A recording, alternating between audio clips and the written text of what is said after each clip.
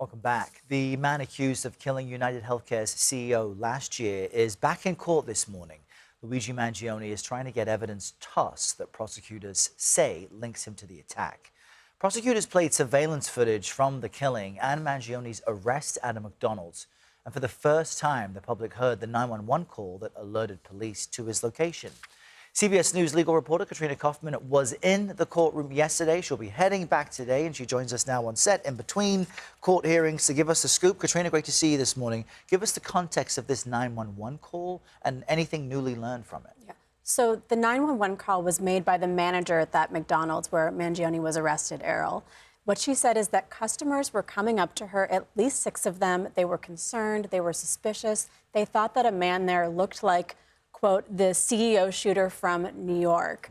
So she was on the phone with this dispatcher. She was looking at the camera, giving her a description of Mangione. But what she said, too, is he was wearing a beanie. He was wearing a medical mask. So all she could really see was his eyebrows. Now, the dispatcher told her to keep an eye on him and that she was sending an officer. But it was really illuminating to hear that in the courtroom and to also be watching Mangione, hearing all of this going on.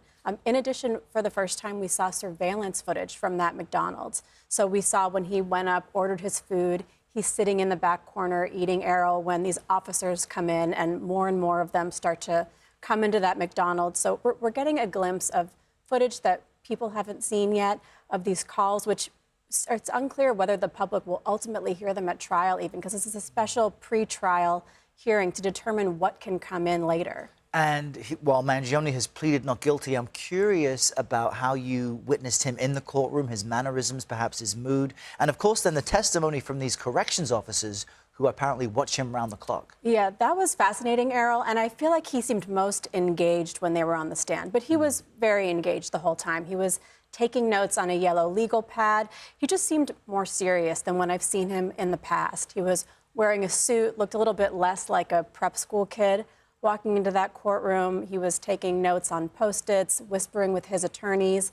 But these corrections officers, Errol, they spent these long periods of time with Mangione right after he was arrested. He was in this prison in Pennsylvania. They put him in an area where there's only 5 cells, but he was the only one there.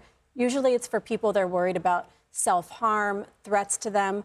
With Mangione, the superintendent, one of the corrections officers testified, said that they didn't want an Epstein-style situation. Jeffrey Epstein died in a prison in New York. They also were worried about the media attention, people leaking information, potentially inmates trying to extort him.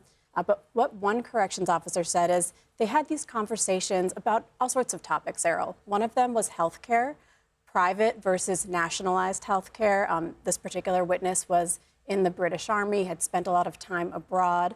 They talked about how people were happier in third world countries, the quality of life, literature, and also another corrections officer claimed that unprompted, Mangione said he had a backpack with a gun and foreign currency in it. Wow, a lot of new information there. Perhaps we'll hear more specifics and details today. We'll stay close to your reporting. Katrina, thank you so much. Thanks, Errol.